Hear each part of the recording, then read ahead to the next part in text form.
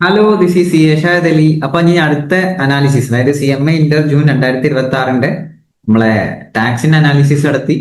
അതേപോലെ തന്നെ ലോ പേപ്പറിന്റെ അനാലിസിസ് നടത്തി. നെക്സ്റ്റ് നമ്മൾ വന്നിട്ടുള്ളത് കോസ്റ്റിന്റെ അനാലിസിസ് ആണ്. സോ അനാലിസിസ് മാത്രമല്ല, ഒരു പ്രഡിക്ഷൻ, മോസ്റ്റ് ഇമ്പോർട്ടന്റ് ടോപ്പിക്സ് ഏതൊക്കെയാണ്, ഏതൊക്കെ മസ്റ്റ് പഠിക്കേണ്ടതെന്നൊക്കെ പറഞ്ഞിട്ടൊരു പ്രഡിക്ഷൻ ഓൾസോ. ഓക്കെ, അപ്പം നമ്മൾ എല്ലാ വട്ടവും ചെയ്യുന്ന പോലെ തന്നെ ഡിസംബർ 23 തൊട്ട് ജൂൺ 2026 വരെയുള്ള, സോറി, ഡിസംബർ 2025 വരെയുള്ള പേപ്പേഴ്സ് ആണ് ഡിസ്കസ് ചെയ്യുന്ന 5 അറ്റംപ്റ്റിലെ. 2A തൊട്ട് 8B വരെയാണ് ക്വസ്റ്റ്യൻ എന്ന് പറയാം. പക്ഷേ ഇപ്രാവശ്യം പോസ്റ്റിൽ 8C വരെ ക്വസ്റ്റ്യൻസ് വന്നിട്ടുണ്ട്. ആ ഒരു പാറ്റേണിലാണ് പോകുന്നത്. 8A B C എന്നുള്ള 3 ക്വസ്റ്റ്യൻസ് ഉണ്ട്. ആ ഒരു പേപ്പർ പാറ്റേൺ ആണ് പോസ്റ്റ് ഫോളോ ചെയ്യുന്നത്.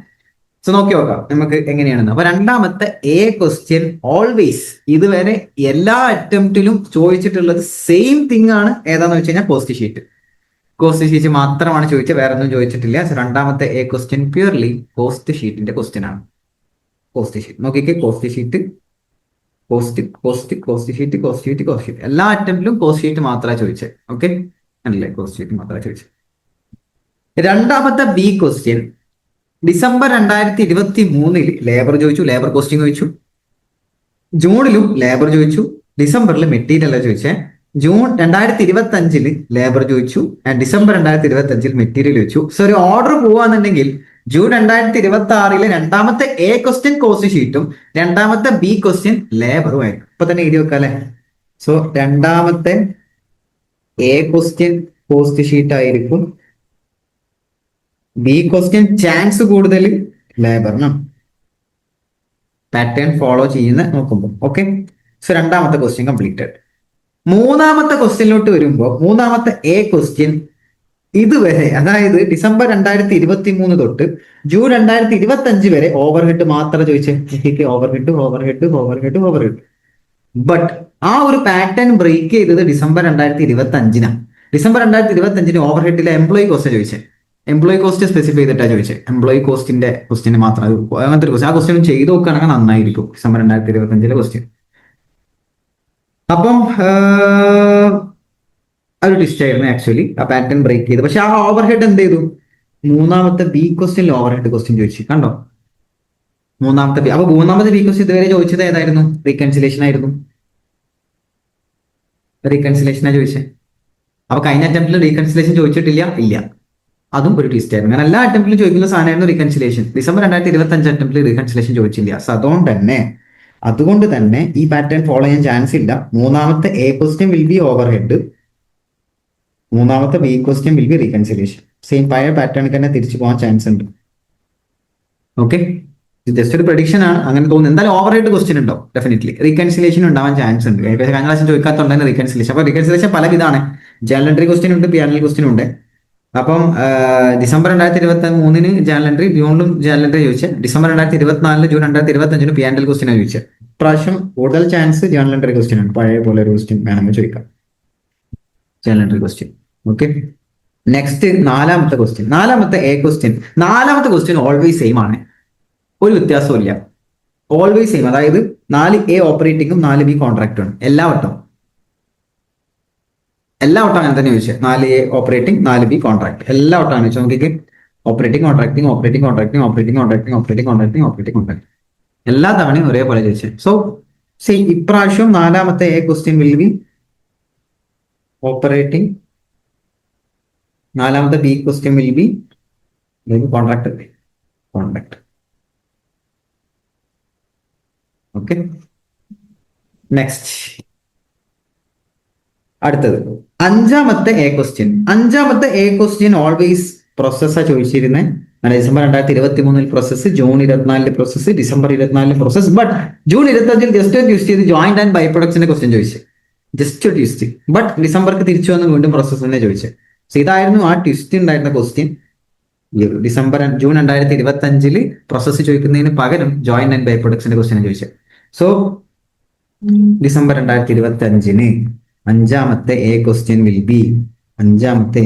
Will be process. തിരിച്ച് പഴയ പ്രോസസ് തന്നെ, അല്ല ആ പാറ്റേൺ തന്നെ. പുതിയ ക്വസ്റ്റ്യൻ ആവാൻ ചാൻസ് ഇല്ല, അങ്ങനെ തന്നെ ആയിരിക്കും. ഇനി അഞ്ചാമത്തെ ബിക്ക് വരികയാണെങ്കിൽ സ്റ്റാൻഡേർഡ് ആണ്. സ്റ്റാൻഡേർഡ് ഓൾവേസ് സ്റ്റാൻഡേർഡാ ചോദിച്ചത്. അഞ്ചാമത്തെ B question will B standard same standard costing ആയിരിക്കും. അഞ്ചാമത്തെ ക്വസ്റ്റ്യൻ സ്റ്റാൻഡേർഡ് എന്ന് പറഞ്ഞു. പിന്നെ ആറാമത്തെ ക്വസ്റ്റ്യൻ ഓൾവേസ് മാർജിനൽ ക്വസ്റ്റ്യൻ ആണ് ചോദിച്ചിട്ടുള്ളത്. 6 എയും ബിയും എന്നുള്ള കൺസെപ്റ്റ് ഉണ്ടായിരുന്നില്ല. 6 ഒറ്റ ക്വസ്റ്റ്യൻ 14 മാർക്കിന്റെ ക്വസ്റ്റ്യൻ ആയിരുന്നു. ഡിസംബർ 2023 തൊട്ട് ജൂൺ 2025 വരെ സെയിം പാറ്റേൺ ആയിരുന്നു. ആ പാറ്റേൺ ഒന്ന് പൊളിച്ചു മാറ്റി. ഇവിടെ ഒക്കെ 14 മാർക്കിന്റെ സിംഗിൾ ക്വസ്റ്റ്യൻ ആയിരുന്നു മാർജിനൽ കോസ്റ്റിംഗ്. ആറാമത്തെ ക്വസ്റ്റ്യൻ ഒറ്റ ക്വസ്റ്റ്യൻ എയും ബിയും ഇല്ല. ബട്ട് അൺഫോർച്ചുനേറ്റ്ലി ഡിസംബർ 2025 7 മാർക്കിന്റെ 2 ക്വസ്റ്റ്യൻ മാർജിനൽ കോസ്റ്റിംഗിന്റെ തന്നെ 2 ക്വസ്റ്റ്യൻ ആക്കി മാറ്റി December 2025. So you can expect same pattern. അതായത് ഒന്നുകിൽ എന്തായാലും ആറാമത്തെ ക്വസ്റ്റ്യൻ പ്യൂർലി മാർജിനൽ കോസ്റ്റിംഗ് ആയിരിക്കും. ഞാൻ എക്സ്പെക്ട് ചെയ്യുന്നത് 6 എയും ബിയും എന്നുള്ള രീതിയിൽ തന്നെ 6 എ മാർജിനൽ കോസ്റ്റിംഗ് തന്നെ, 6 ബിയും മാർജിനൽ കോസ്റ്റിംഗ് തന്നെ. മാർജിനൽ കോസ്റ്റിംഗ് സെയിം പാറ്റേൺ തന്നെ പോകാൻ ചാൻസ്. ഓക്കെ, നെക്സ്റ്റ് ഏഴാമത്തെ question always budget budget budget budget budget. അതായത് ക്യാഷ് ബഡ്ജറ്റും ചോദിച്ച ഏതോ സീരീസ് ഉണ്ട്, 2 തവണ എങ്ങാനോ ക്യാഷ് ബഡ്ജറ്റ് ചോദിച്ചിട്ടുണ്ട്. അപ്പം ഏഴാമത്തെ question will be this time also ഏഴാമത്തെ question will be budget. Budget എന്നായിരിക്കും. ഏഴാമത്തെ ബി 7 ബി തൊട്ട് പിന്നീട് അങ്ങോട്ട് കംപ്ലീറ്റ്ലി തിയറി ക്വസ്റ്റ്യൻ ആണ്. കംപ്ലീറ്റ്ലി തിയറി ക്വസ്റ്റ്യൻ ആണ് 7 ബി തൊട്ട് അങ്ങോട്ട്, പിന്നെ ഫുള്ളി കംപ്ലീറ്റ്ലി തിയറിയാണ്. സോ 7 ബി ഇപ്രാവശ്യം തിയറി ആയിരിക്കും. ആ തിയറി ചോദിക്കുന്നത് ശ്രദ്ധിക്കണം. നമ്മളൊന്ന് അനാലിസിസ് ചെയ്ത് നോക്കാം. അനലൈസ് ചെയ്ത് നോക്കാം വെറുതെ നമുക്ക് തിയറി ഏതൊക്കെ ചോദിക്കുന്നതെന്നുള്ളത്. അപ്പൊ ഇവിടെ തിയറി ചോദിച്ചത് ഡിസംബർ 2023 ചോദിച്ചത് ഒബ്ജക്റ്റീവ് ആൻഡ് ഫങ്ഷൻസ് ഓഫ് ഈ പറഞ്ഞ കോസ്റ്റ് അക്കൗണ്ടിങ് സ്റ്റാൻഡേർഡ്സിന്റെ ഒബ്ജക്റ്റീവ്സും ഫംഗ്ഷൻസും കൂടെ ഒരു സബ് ക്വസ്റ്റ്യൻ ആയിട്ട് CAS4 കുറിച്ചും ചോദിച്ചു. Then June 2024 advantages of adopting CASും functions of CASB cost accounting standard ബോർഡിന്റെ ഫംഗ്ഷൻസും അതിന്റെ CASന്റെ അഡ്വാൻറ്റേജസ് ചോദിച്ചത്. ആൻഡ് ഡിസംബർ 2024 വന്നപ്പോൾ മാറി. December 2024 objectives and scope of CAS on determination of average equalised cost of transportation എന്നുള്ള ഒരു സാധനം ചോദിച്ചു. CS5 കുറിച്ചാണ് ചോദിച്ചത്. അപ്പം ഇതിലൊരു സാധനം പറയാനുണ്ട്, ഞാൻ പറഞ്ഞുതരാം. ദെൻ ജൂൺ 2025 വന്നപ്പോൾ direct expenses as defined in CS10 ചോദിച്ചു. ദെൻ എന്താ പറയാ, ഡിസംബർ 2025 വന്നപ്പോൾ സ്കോപ്പ് ഓഫ് CS5 ചോദിച്ചു. അപ്പൊ CS5 മാത്രം റിപ്പീറ്റ് ചെയ്തത്, ബാക്കി CS okay, CS4, CS10. So don't expect A repeated സാധനം. അതായത് CS4 5 10 ആവില്ല, വേറെ ഏതെങ്കിലും CS ആയിരിക്കും ഏഴാമത്തെ ബി ക്വസ്റ്റ്യൻ ചോദിക്കുക. So 7B will be A theory based on CAS. Definitely ഒന്നെങ്കിൽ നോർമൽ ക്വസ്റ്റ്യൻ ആയിട്ട് advantages or something objectives functions അങ്ങനെ ഏതെങ്കിലും ഒരു റാൻഡം തിയറി ആയിരിക്കും ചോദിക്കുക. സോ ഏതെങ്കിലും ഒരു theory booklet or something if you daily have, ഞാൻ സെൻഡ് ചെയ്ത് തരാം, മെസ്സേജ് ആദ്യം. ഒരു തിയറി PDF സംതിങ് എന്തെങ്കിലുമൊക്കെ നോക്കുക.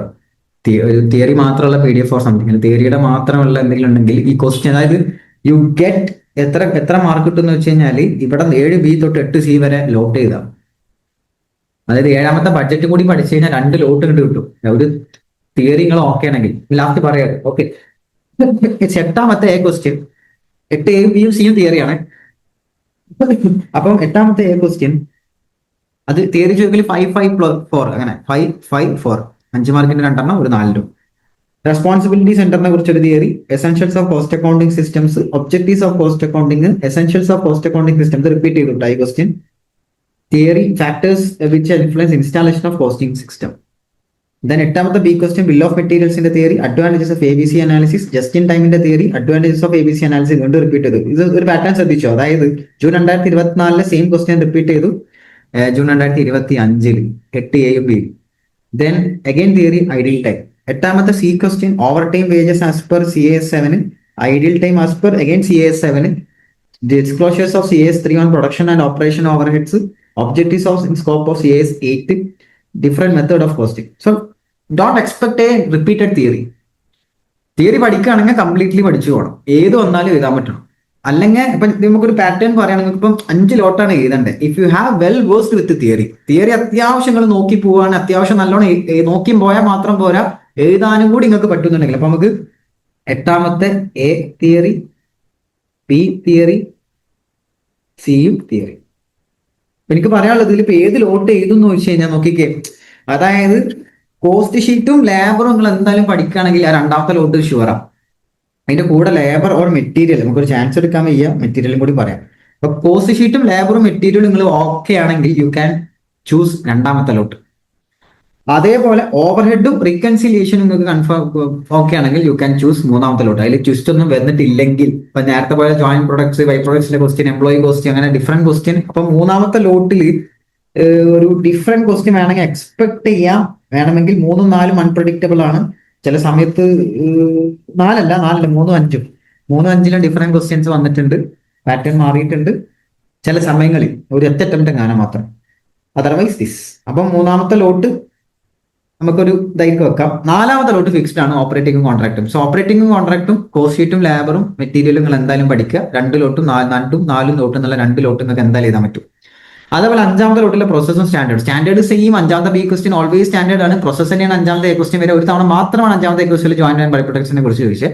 ബാക്കി എല്ലാ തവണയും പ്രോസസ് ചോദിച്ചത്. സോ 2, 4, 5 ഇതിൽ 3ഉം ഓക്കെ ആണെങ്കിൽ, അതായത് 2 തൊട്ട് 5 വരെ കംപ്ലീറ്റ്ലി പ്രോബ്ലം ഏരിയയാണ്. 4 ലോട്ട് അപ്പൊ തന്നെ ആയി. ദെൻ ഒരു ലോട്ട് മാത്രം മതി. അത് 6 ഉണ്ട്, 7 ഉണ്ട്, 8 ഉണ്ട്. 8 കംപ്ലീറ്റ്ലി തിയറിയാണ്, 7 1 തിയറി 1 പ്രോബ്ലം ആണ്, 6 കംപ്ലീറ്റ്ലി മാർജിനൽ കോസ്റ്റിംഗ് ആണ്. So if you are well versed with marginal കോസ്റ്റിംഗിൽ നിങ്ങൾ പക്കയാണെങ്കിൽ യു ക്യാൻ ചൂസ് 6, 6ാമത്തെ ലോട്ട് ചെയ്താൽ. ഓക്കെ. അപ്പം ചില കുട്ടികൾ ചോദിക്കാറുണ്ട് കോസ്റ്റ് അക്കൗണ്ടിങ് സ്കിപ്പ് ചെയ്ത് പഠിക്കാൻ പറ്റുമോ? ഈ ഒരു പാറ്റേൺ വെച്ചിട്ട് സ്കിപ്പ് ചെയ്യാം. If you are not ready to attend, അതായത് നിങ്ങൾക്ക് ഈ പറഞ്ഞ എന്താ പറയാ മാർജിനൽ കോസ്റ്റിംഗ് വേണ്ടാന്നുണ്ടെങ്കിൽ ആ ഒരു ലോട്ട് പോകും. മാർജിനൽ കോസ്റ്റിംഗിലെ ലോട്ട് കിട്ടൂല, 6 പോകും. 6 പോയാൽ ഒന്നൊക്കെ തിയറി കിട്ടണം, അല്ലെങ്കിൽ മറ്റ്. അതായത് 6 പോയാൽ പിന്നെ ഇതാണല്ലേ 2, 3, 4, 5, പിന്നെ 7, 8 ഉള്ളത്. 8 കംപ്ലീറ്റ്ലി തിയറിയ, 7 1 തിയറിയ.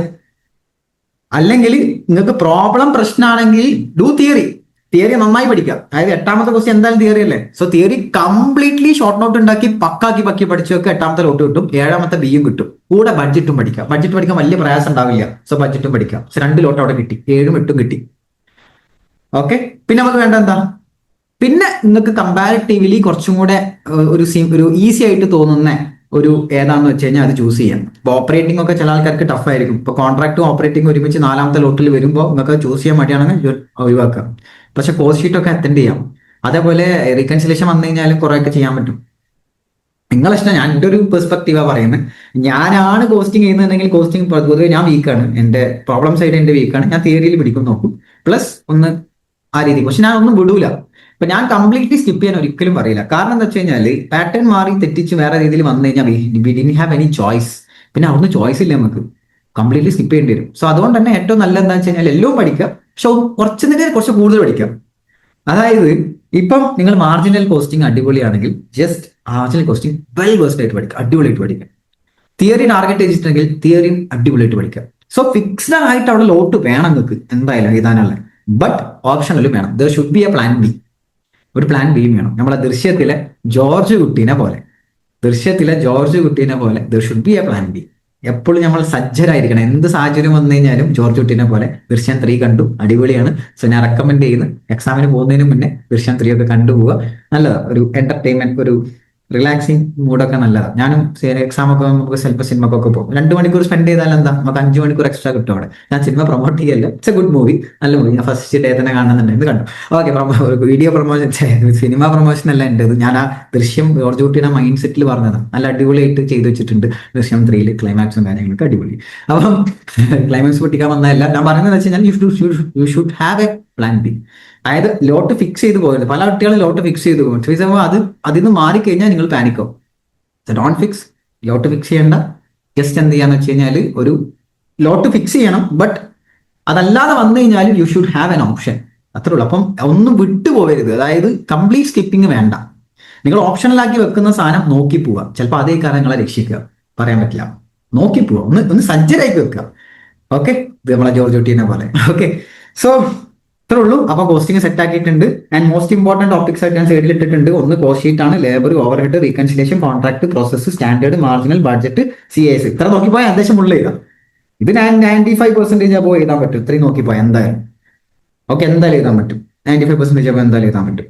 ബട്ട് അതിൽ തന്നെ നിങ്ങൾക്ക് വേണമെങ്കിൽ ഒന്ന് അങ്ങോട്ടും ഇങ്ങോട്ടും ഒക്കെ എഴുതാക്കാൻ പറ്റും എന്നാണ് ഞാൻ പറഞ്ഞത്.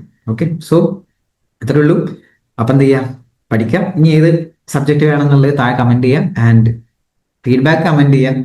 അല്ല, നിങ്ങളുടെ ഫീഡ്ബാക്ക് ആണ് എന്റെ മോട്ടിവേഷൻ. സോ ഇത് ഹെൽപ്പ് ആവുന്നില്ലേ എന്താന്നുള്ള കാര്യം കമന്റ് ചെയ്യാം. Okay, so see you in next video.